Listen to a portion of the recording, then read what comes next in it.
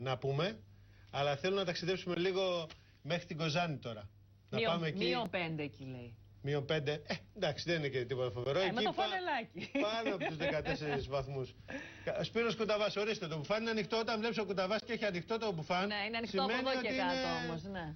Καλημέρα. Καλημέρα, χρόνια πολλά. Για να μην είμαστε και ανακριβείς, το θερμόμετρο που είναι ακριβώς πίσω μας λέει -4. Με συγχωρείς, εντάξει. Σπύρο, πώς ξημέρωσε εκεί η παραμονή Χριστουγέννων? Πώς ξημέρωσε, λέω, στην Κοζάνη?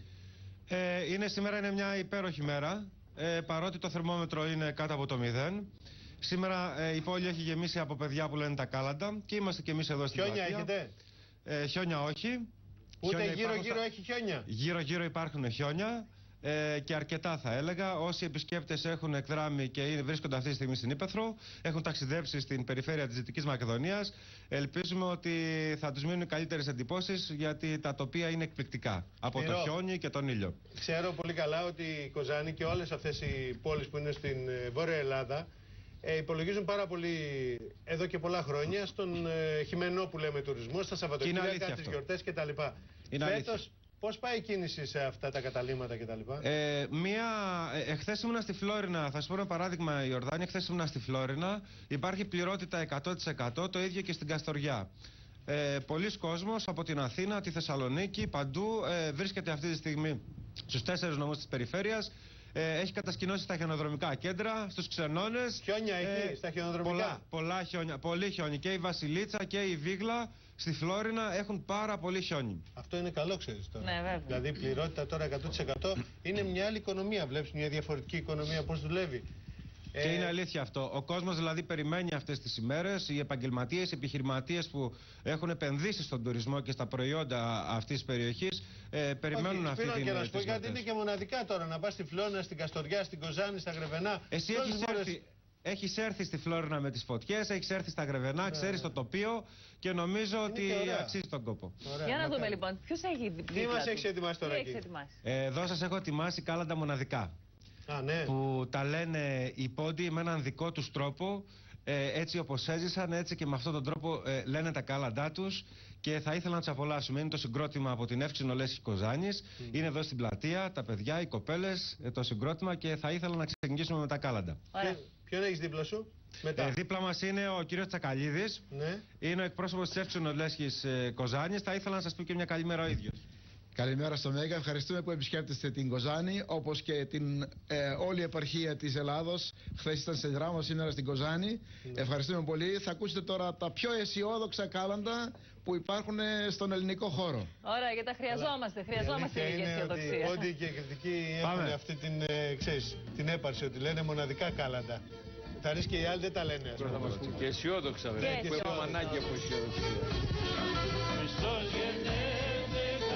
Στον κόσμο, καλή ώρα, καλή σου ημέρα, παρακαλώ παιδίνο ξεγεννιέται.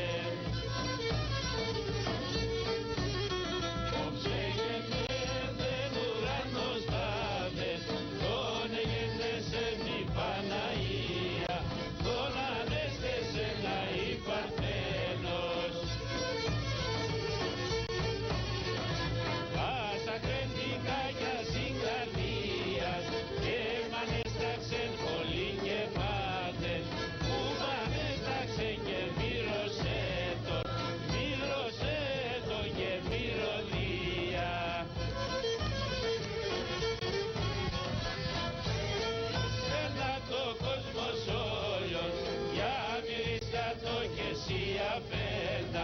Σιαφέντα, καλέ μαφέντα. Σπύρο. Ναι, σε ακούω. Για πες μας να μας εξηγήσει λίγο τώρα ο καλεσμένος εκεί. Τι είναι αυτό που κάλαντα από τον πόντο είναι? Κύριε Τσακαλίδη, εξηγήστε μας λίγο.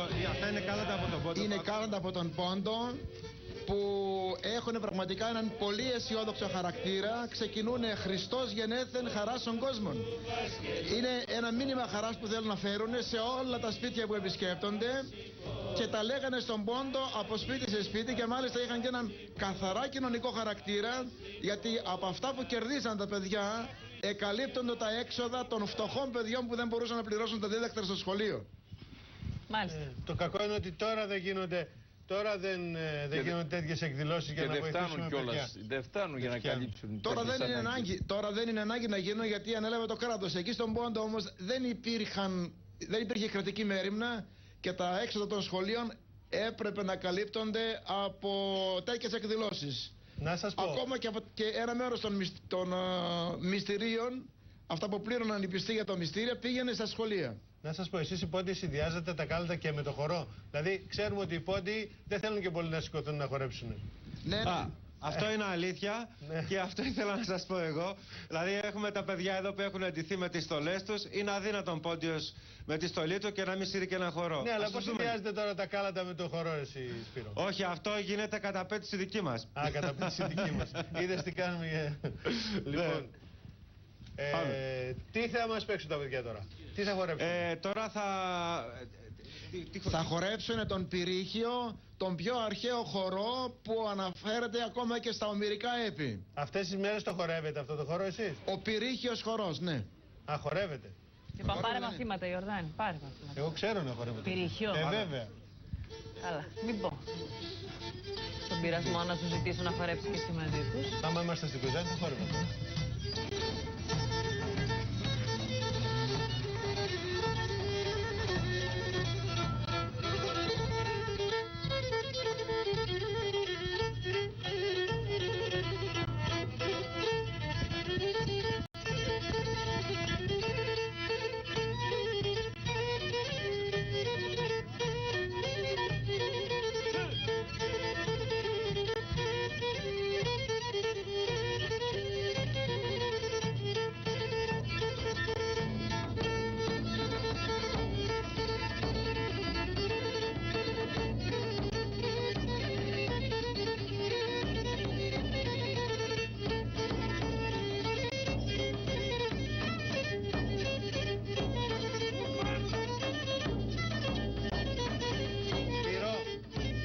Ακούω, Διορδάνη. Όσο βλέπουμε τα παιδιά να χορεύουνε.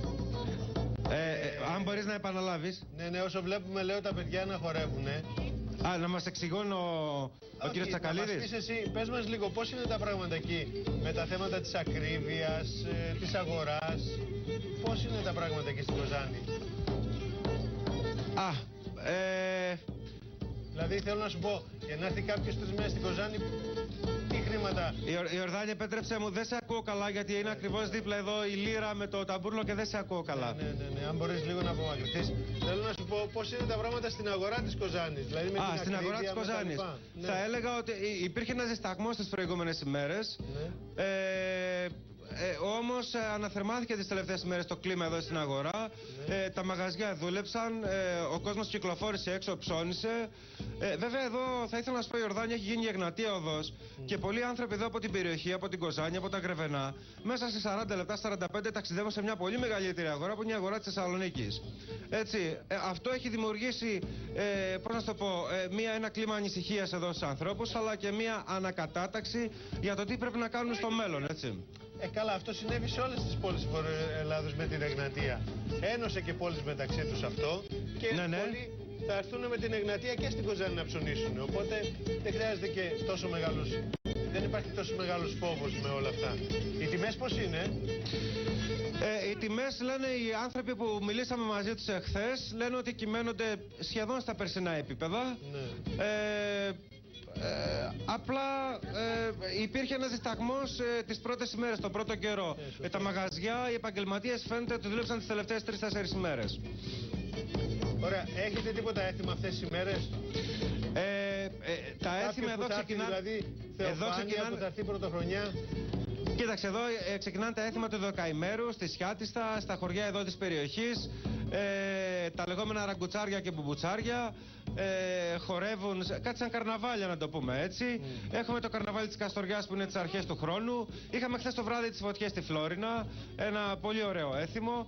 Μέχρι και τις 8 του Γενάρη κάθε μέρα υπάρχει γιορτή και χαρά σε όλες τις περιοχές εδώ της Δυτικής Μακεδονίας. Μπράβο.